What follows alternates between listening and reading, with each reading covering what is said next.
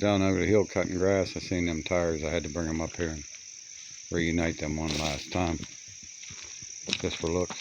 I said they both had air in them. Here, only one got air.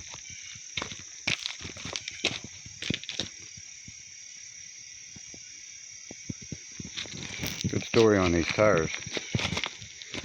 Back in 1976, I was working in a mill for about $3 an hour. I had tore this buggy down, cleaned and repainted the whole chassis. I rebuilt the motor. I had a big bore 94 piston kit in it, head shaved, light and flywheel, 2-barrel carburetor, 0090 distributor, put the oil cooler on it. Went out and just bought these tires. They were brand new. They didn't have a block on them, just from rolling them to the truck and putting them on the buggy. But it was sitting sideways in my garage at the farmhouse. It's about maybe a little wider than a one-stall garage, but we had it back sideways in the back so we could still get Volkswagens in the front and work on them. Like I say, them tires are brand new. My wife was mad at me. I'd spent all that money on, I spent my whole month's pay on the motor and wheels, or tires. She was mad at me. I was working night turn. I was sleeping. My buddy Sean, he'll verify this. He's going to see this. He was out working on his buggy in the garage, and he shut the furnace down and locked the doors and was coming toward the house. And he turned around and looked. Smoke was coming out of the top of the garage. He yells, "Fire!" I jump up. Like I say, I'm working night turn. I'm sleeping.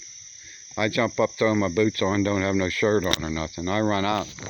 When we opened up the doors, it was like that sudden gust of air. It just blew up. Whole ceiling was on fire. This buggy was clear in the back of the garage. I don't know, 20 foot anyway.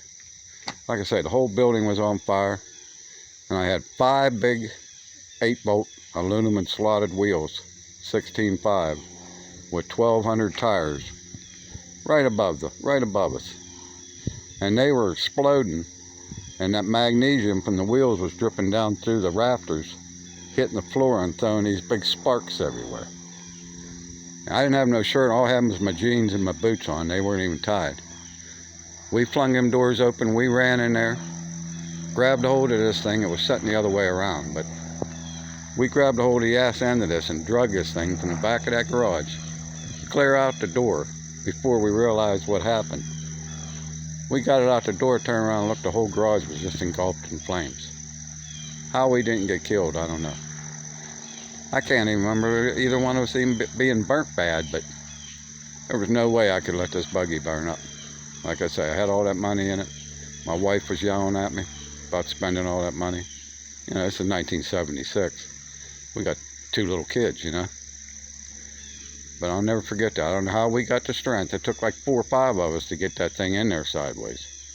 We snatched a hold of these back bars, drug the ass end around, and literally drug it right out the door. Nobody even steering it. He had one side, I had the other. We just drug that sucker right out the door. 1976, man, that was a long time ago. I'm not even going to do the math. Looks a little better off the machine. Still pretty rough, but found a couple spots in there I'm going to have to fix on the side. I had this crazy idea. I have some of my craziest ideas, I swear, when I'm taking a leak. I was over there the other side of that tractor taking a leak. I'm looking over at my dump truck across the road saying, man, I wish I had my dump truck running, you know. And then I look over and I see this little trailer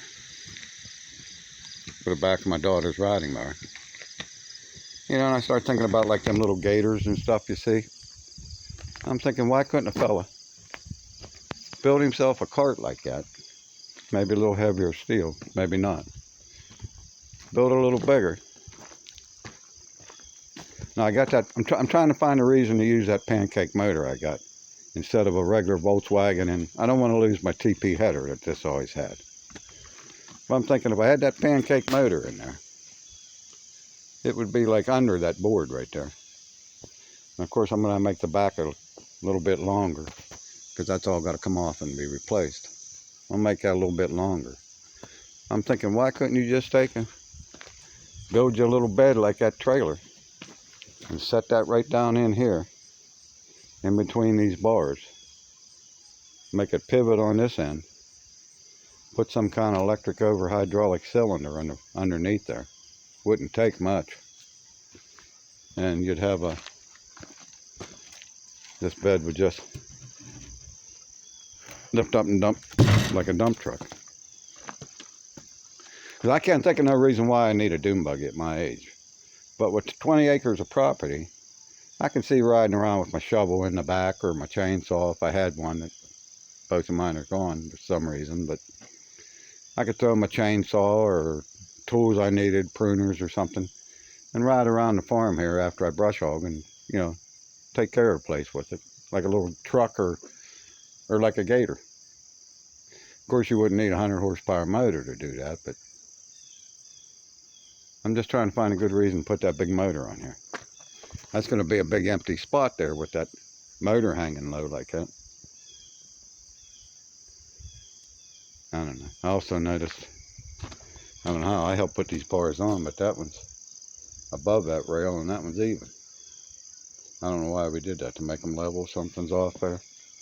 I don't know. I didn't even get my ruler out. I don't know. Like I said, I'm kicking that idea around. I got to start closing my eyes when I take a leak. I see stuff and these ideas pop into my head, but that'd be a farm vehicle then. I could put farm plates on it, or one of them triangles. But actually, you're not allowed to go more than 15 miles an hour with a triangle farm plate. But I guess if I was flying up the road 50 miles an hour, I'd get a ticket. Okay. I was just filling you in where I'm at today. I always try to do at least one thing a day. I didn't get nothing done yesterday but riding around. I got this over here. I'm going to get all that pan and wishbone out of there. Start cleaning up this front end. Yeah, I don't know. I just think when you put these pancake motors in these vehicles, flat like that, you got that big space above them, it looks funny. I don't know what made me think of a bed. Like I say, it just popped into my head there out of nowhere. But alright, let me know if anybody likes that idea or thinks I'm nuttier than I already am.